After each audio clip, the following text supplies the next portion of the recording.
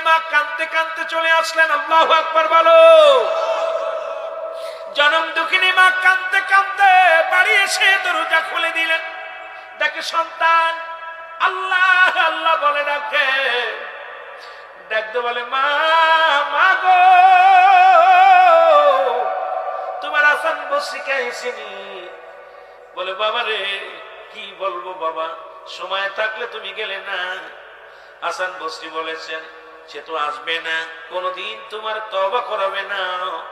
তুমি যদি মারা যাও হাসান বসরি তোমার দাফন করাবে না, কাফন পরাবে না, জানাজা পড়বে না। ছেলে কান্দার বলে আমার আল্লাহ,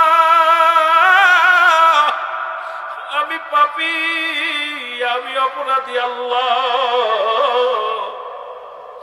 আমি দুনিয়ার মধ্যে আর বাঁচবো না, মারা যাবো রে আল্লাহ। ডাকতে বলে জনম দুঃখিনী মা, মা গো,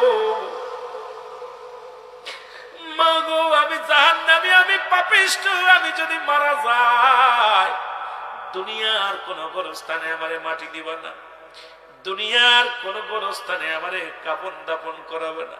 কারণ আমার মতো পাপী, আমার মতো গুনাহগার মাতালখোর যদি ওই কবরে থাকে, পাশে যারা ঘুমাইবে তাদের কবরে আযাব হবে। মা, আমি যেদিন মারা যাব আমার গলার মধ্যে রশি টানাইয়া, আমার গলার মধ্যে দড়ি লাগাইয়া টানতে টানতে জঙ্গলের মধ্যে ফেলে আসবা, টানতে টানতে নিয়ে সমুদ্রে ফেলে দিবারে মা। আমার এই দেহ কানা কোন গোরস্থানে শুয়াইবা না, কোন গোরস্থানে রাখবা না। আমার মতো পাপীর কারণে গোরস্থান বাঁচির কষ্ট হবে গো মা।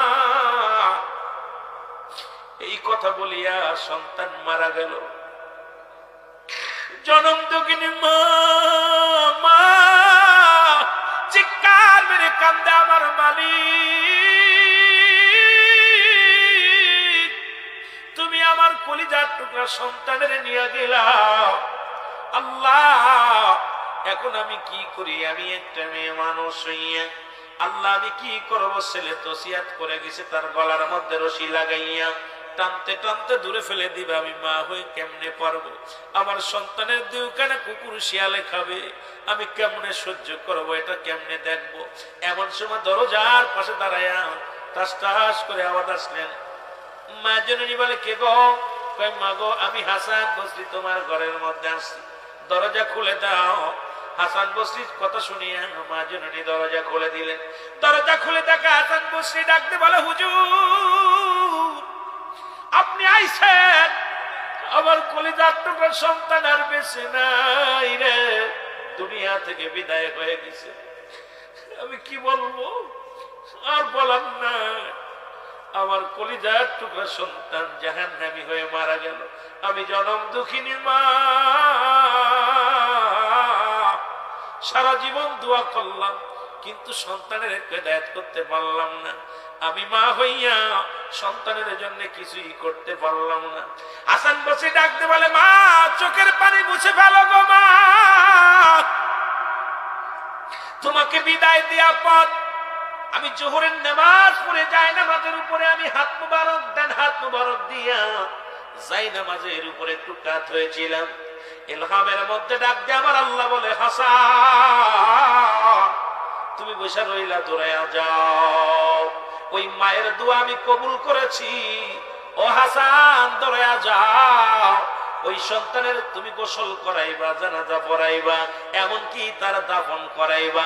কারণ ওই মাতাল খোরের তওবা আমি কবুল করে নিছি। আল্লাহ জোরে জোরে বলেন মারহাবা। আর একটু জোরে বলেন। কারণ যখন সে বিপদে পড়ে অনুশোচনা করেছে, তওবা করার জন্য প্রার্থনা করেছে, আর জনম দুঃখিনী মা যখন ওই মুসলমান সন্তানের পক্ষে নিয়ে সন্তানের জন্য প্রার্থনা করেছে আমার আল্লাহর আদালতে, আমার আল্লাহ কবুল করেছে, আমার আল্লাহ সন্তানের দোয়া কবুল করেছে। এবার হাসান বসরি কয় মা তোমার চোখের পানি মুছে ফেলো, আমি হাসান নিজেই তারে গোসল করাইব, আমি হাসান বসরি আমি নিজেই তারে দাফন করাইব, নিজেই তারে কাফন করাইব, তারে আমি সব কিছু করাইব গম্মা। কারণ আমার আল্লাহ ঘোষণা করছে হাসান ওই মাতাল খোরের দোয়া আমি আল্লাহ কবুল করে নিছি, তওবা কবুল করে নিছি। সুতরাং তুমি তার কাছে যাও। আজকে সেই মুসিবতের জামানায় সন্তান হয়ে বাবাকে খুন করে, বাবা হইয়া সন্তানকে খুন করে, ভাই হইয়া ভাইকে খুন করে। এমন একটা জামানা এসে গেল, শুধু সম্পদের জন্য সব মারামারি, সম্পদের জন্য পিরাপিরি, সম্পদের জন্য গুলাগুলি, সম্পদের জন্য মুখ কালাকালি। আজকে সাইরে সম্পদ, নবী বলছে বালহুয়া খেলা হবে, এই দুনিয়াটা পচা দুর্গন্ধ মরি। মানুষের চরিত্র হলো কুকুরের চরিত্র। ওই কুকুর যেমন খাদ্যের জন্য গড়াগড়ি কামড়া কামড়ি করে, আর শেষ জামানার মানুষগুলো সম্পদের জন্য কারাকারি কামড়া কামড়ি শুরু করে দিছে। একবারও মরণের চিন্তা নাই, একবারও দুনিয়া যে দুনিয়া কত মানুষ আসলো, ফিরাউন নমরুদ কারণ যারা খোদাই দাবি করেছিল তারা দুনিয়ার মধ্যে নাই। আজকে দুনিয়ার জন্য এত কেন ভাবরে মুসলমান? 40 বছর 50 বছরের জিন্দেগি পাইয়া এই দুনিয়া দুনিয়া করে কাটায়া দিলেন মুসলমান। একবার মাওলার চিন্তা করলা না, একবার মরণের চিন্তা করলা না। তুমি দুনিয়ার মধ্যে চিরস্থায়ী, এখনো স্থায়ী। ও মুসলমান, এই দুনিয়া ছেড়ে দাও, দুনিয়ার মুখাপেক্ষী না হয়ে মাওলার মুখাপেক্ষী হও। যেমন কেবলাদান হুজুর এই জন্য বলতেন, বাবা সকাল সন্ধ্যা নয়, সদা সর্বদা আমার মাওলার প্রেমে তুমি মাশগুল থাকো, তবে দুনিয়া আখিরাত দুইটাই কামিয়াব করতে পারবা। জোরে জোরে বলেন ঠিক কিনা?